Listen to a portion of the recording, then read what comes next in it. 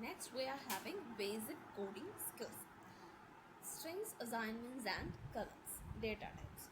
A data type consists of a set of values and a set of operations that can be performed on those values. So, data type can be a string, an integer, a floating point number. It can be anything. So, data type, similar type of data. That is why it is called as data type.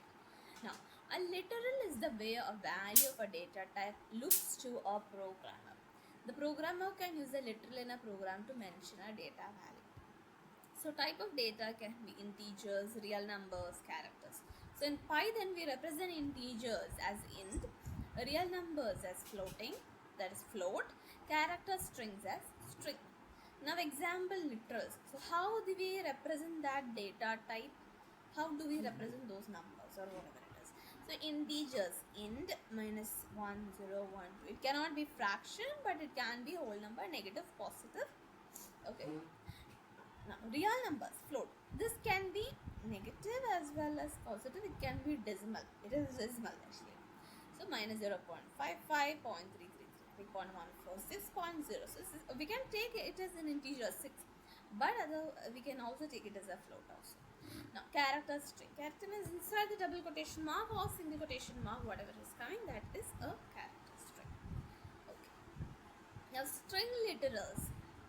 String literals in Python, a string literal is a sequence of characters enclosed in a single or double quotation mark. As I told you before, if it is inside a single quotation mark or a double quotation mark, then that is a literal string or a string literal. Hello there. So this is in single. Hello there. Here it is in double quotes. If you have noticed. Now this is empty string. There is nothing of it. Just two single quotes, and here two double quotes. Nothing is there. That's empty string. So the last two strings, literals, that is single quotation mark and double quotation, represent the empty string. Although it contains no character, the empty string is a string nonetheless. So we have told in the first video about end. End equal to, if we want to continue in the same line, if we want to continue printing in the same line, we have told that we can use end. Now, the last two string literals represent the empty string, although it contains no characters. The empty string is a string nonetheless. To output a paragraph of text that contains several lines.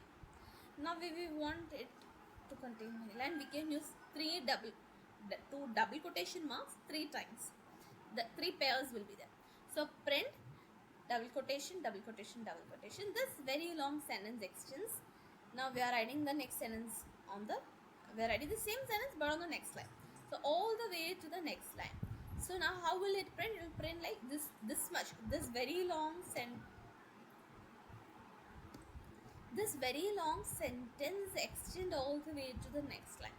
So that much is written as 2 lines. So this very long sentence extends in 1 line and all the way to the next line is in the second line. Okay.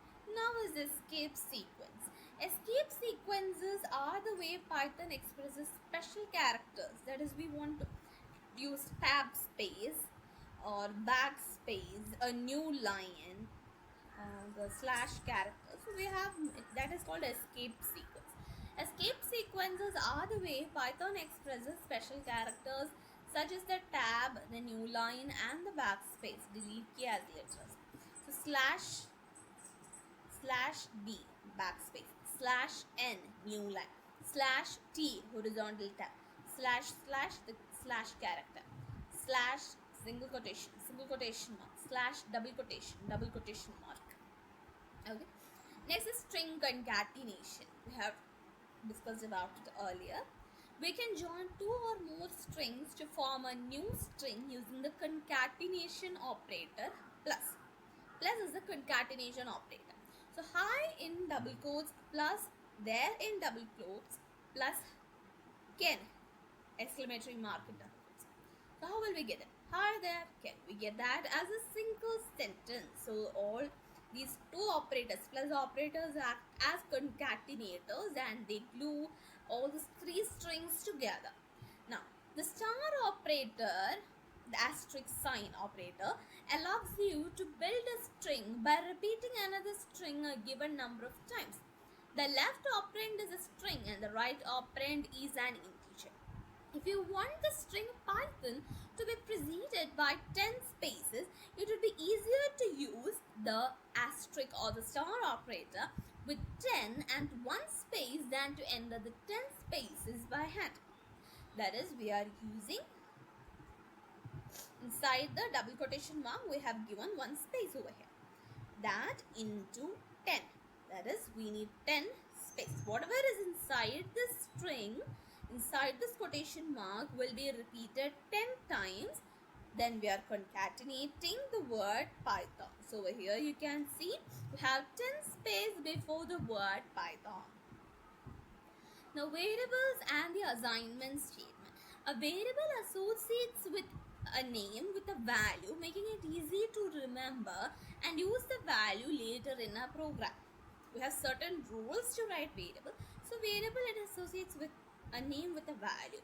That is in the first video, in part 1 of module 1, I have told that if we want to find the circumference or the circle's area, then we ask the user to enter the radius. And there I represented r as the variable. So r is equal to, I have asked the user to input the value. So here in that case, r is the variable. So it associates a name with the value and it makes it easy to remember, and we can use that value later in the program. Now a variable name must begin with either a letter or an underscore. So the variable name, the rules for creating a variable is that the variable name should either start with a letter or an underscore, and the variable can consist of any number of letters, digits or other underscores, but there is no special case. Special letters or special symbols are not allowed.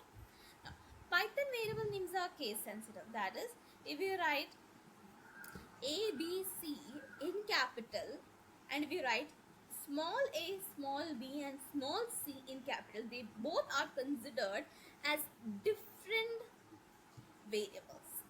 Okay, they are considered as different variables. Programmers use all uppercase letters for the names of variables that contain values that the program never changes.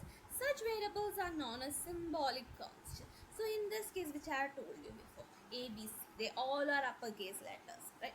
So this all are uppercase letters for the name of variables, and usually the programmers use all the uppercase letters, that is in a word, in a variable. If all the letters are uppercase and we give a value to it, this value will never change.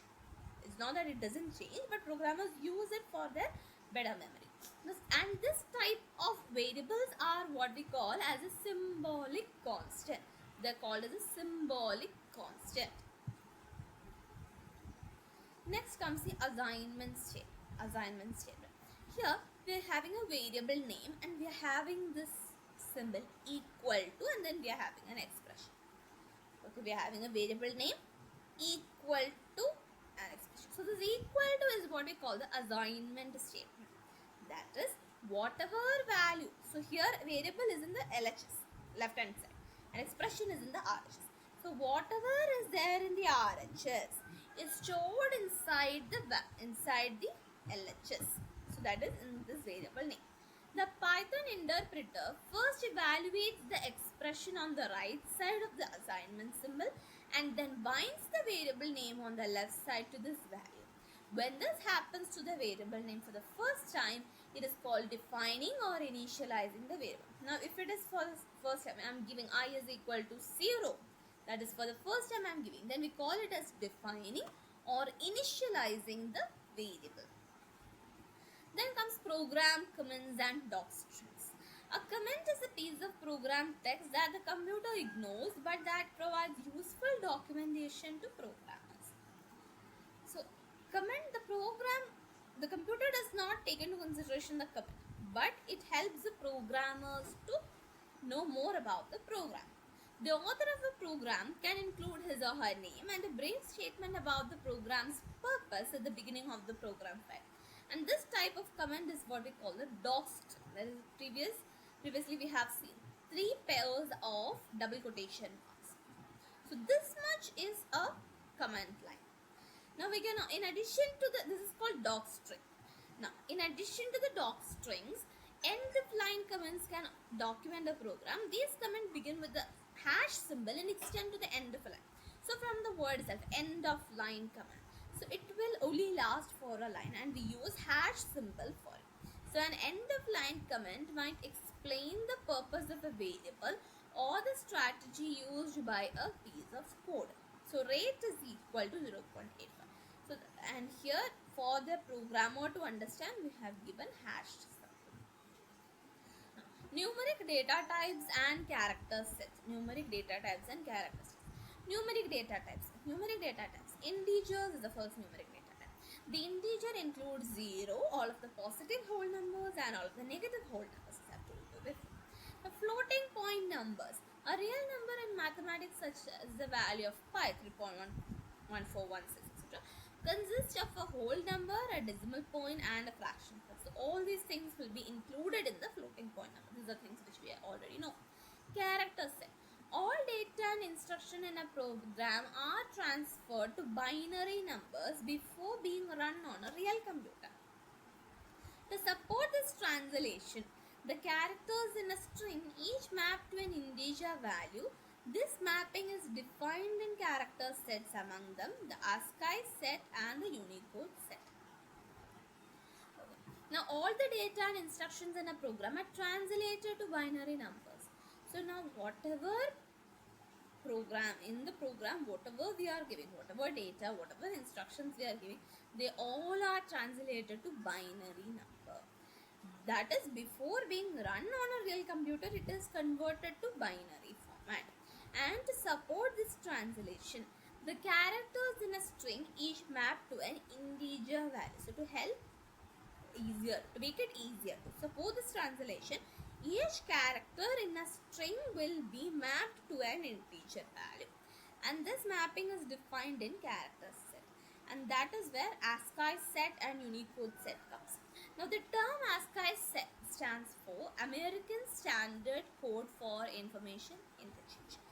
ASCII stands for American Standard Code for Information Interchange. American Standard Code for Information Interchange. In the 1960s, the original ASCII set encoded each keyboard character and several control characters using integer from 0 to 127. So this is how it is. So it is written read like this: 0. This is 0, 1, 2, 3, 4, 5, 6.